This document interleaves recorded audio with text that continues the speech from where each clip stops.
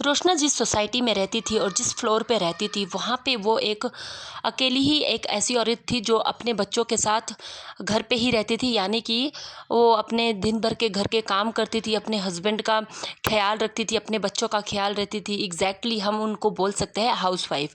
जी हाँ, रोशना एक fully housewife थी जिसके पास बहुत सारा काम था, एक बच्चों की जिम्मेवारी थी और अपने हस्बैंड की भी जिम्मेवारी थी, जिसको वो बखूबी निभा रही थी। लेकिन कुछ टाइम से रोशना काफ़ी ज़्यादा डिप्रेस हो रही थी। हालांकि उनके हस्बैंड उनको काफ़ी सपोर्ट कर रहे थे, लेकिन फिर भी वो बहुत दुखी थी।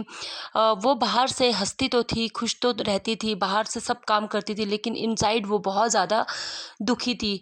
लेकिन इसके बावजूद भी रोशना अपने बच्चों का, अपने हस्बैंड का अच्छे से ध्यान रख रही थी, क्योंकि वो जानती थी कि वो क्या कर रही है, यानी कि वो हाउसवाइफ है। लेकिन रोशना क्यों इतना उदास थी ना, अंदर से इतनी दुखी थी, जबकि उसके हस्बैंड और बच्चे तो अच्छे थे, उसको सपोर्ट करते थे। तो चलिए थोड़ा सा पीछे जान लेते हैं कि घर के जब उसके बच्चे स्कूल चले जाते थे और उसका हस्बैंड ऑफिस चले जाते थे, उसके बाद उसके साथ क्या होता था। रोशना एक 7th फ्लोर बिल्डिंग में रहती है और वहाँ पे वो जिस फ्लोर पे रहती है उस फ्लोर पे वो 4th फ्लोर पे रहती है। और वहाँ पे जितने भी उसकी फ्रेंड है वो सब लेडी वर्किंग है, यानी कि वो काम करती है, कुछ घर से बाहर निकलती है, ऑफिस के लिए जाती है और कुछ वर्क फ्रॉम होम करते हैं। तो जब रोशना की उनके साथ अच्छी दोस्ती है और बातचीत अच्छी थी, लेकिन एक टाइम आया जब वो लोग काम पे निकले, उन्होंने अपने करियर में, मतलब अपने करियर को फर्स्ट प्रायोरिटी दी और अपने बच्चों को उन्होंने सेकेंडरी चीज़ें रखी। तो वहाँ पे जब वो रोशना से बातें करते थे तो वो रोशना को रियलाइज़ करवाते थे कि तुम्हें भी काम करना चाहिए, तुम घर में बेली बैठी रहती हो, तुम्हारे पास कुछ काम नहीं है। और जब भी वो रोशना कोशिश करती उनके साथ थोड़ा गप्पे मारने की, तो वो फटाफट से रोशना के मुंह पे ही बोल देती कि उनको काम है, वो बिज़ी है, उनकी कॉल कॉल है और उनको बहुत काम है। कुछ दिनों तक तो सही चलता रहा, लेकिन भी अंदर ही अंदर रोशना को ये चीज़ घर कर गई थी कि वो अकेली पड़ती जा रही है, यानी कि उसे उसे भी लाइफ में कुछ करना चाहिए।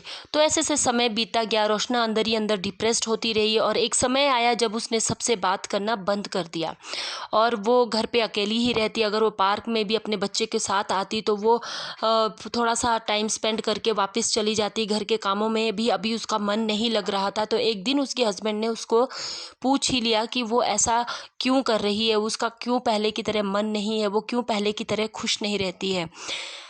कुछ टाइम तक तो रोशना ने अपने हस्बैंड से इन सब बातों को छुपाया, इन सब बातों को इग्नोर किया, लेकिन वो कब तक करती।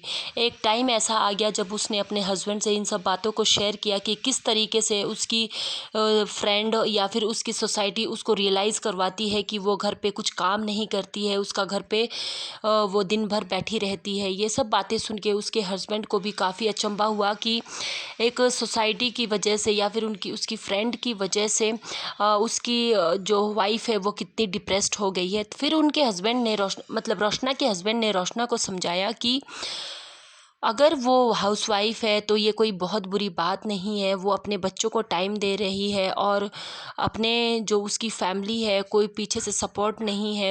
और रोशना नहीं चाहती है कि उसके बच्चे डे केयर में जाए या फिर वो किसी और के पास अपने बच्चों को छोड़े। उसने अगर अपने बच्चों के लिए अपने करियर को साइड किया है तो वो एक उसका डिसीज़न था। तो उसके हस्बैंड ने उन सब बातों को उसको रियलाइज़ करवाया कि क्यों वो एक हाउसवाइफ बनी है, क्यों उसने अपने करियर को पीछे रखा है। हालांकि रोशना काफ़ी ज़्यादा पढ़ी लिखी है और वो शादी से पहले बहुत अच्छी जॉब भी करती थी, अच्छा कमाती थी। लेकिन जब उसके पास बच्चा हुआ तो उसने एक फुल टाइम मदर बनना चूज़ किया। और उसके हस्बैंड ने उसको समझाते हुए ये भी कहा कि हाउसवाइफ होना कोई बुरी बात नहीं है, तुम घर पर दिन भर बहुत काम करती हो, अपनी बच्चे को टाइम देती हो, उनके साथ टाइम स्पेंड करती हो जो कि वैल्यूएबल है, और अपने हस्बैंड को भी अच्छा टाइम देती हो।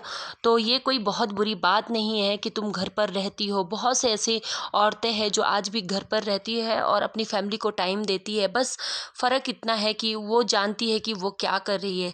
अपने हस्बैंड की ये बातें सुन के रोशना को काफ़ी अच्छा लगा और वो काफ़ी खुश थी। अब उसको फ़र्क नहीं पड़ता था कि कौन क्या बोल रहा है। अब रोशना ने सबसे थोड़ा लिमिट में बात करना स्टार्ट कर दिया है और वो घर में भी बैठी रहती है, तो चाहे वो कुछ भी करे वो ऐसा करती है जो उसके मन को खुश करे। अभी आपने रोशना की कहानी तो सुनी होगी, तो अब मैं आपको कुछ चीज़ें हैं जो बताना चाहती हूँ मेरे लाइफ एक्सपीरियंस के थ्रू भी। हालांकि मैं अच्छा बोल नहीं सकती हूँ, मुझे नहीं पता है कि मैं इस चीज़ को कैसे कन्वे करूँ, बट हर एक जो हाउसवाइफ होती है कहीं ना कहीं सोसाइटी उसको फील करवाती है कि तुम घर पर बैठ के कुछ नहीं कर रहे हो। बट मैं उन सब हाउसवाइफ को बहुत बहुत ज़्यादा अप्रिशिएशन देना चाहती हूँ जो घर में अपने बच्चे के लिए बैठी है, अपने हस्बैंड के लिए बैठी है और अपनी फैमिली को टाइम देती है। देखो, लाइफ में करियर ही सब कुछ नहीं है। एक टाइम आता है जब ये सब चीज़ें रह जाती है और फैमिली आपके पास होती है, तो उस टाइम अगर आपने पहले अपनी फैमिली को टाइम दिया हो तो वो एक बॉन्ड रहता है। और जब आप आपस में मिलते हो, आप कहीं जाते हो, फैमिली गेट टुगेदर करते हो, तो आप बहुत उस चीज़ को एंजॉय करते हो। लेकिन एक टाइम अगर आपने अपने शुरुआत के दिनों में जब आपके बच्चे को आपकी ज़रूरत है उस टाइम आपने अपने करियर को चूज़ किया, तो बच्चों के साथ भी आपका वो बॉन्ड नहीं बन पाता है।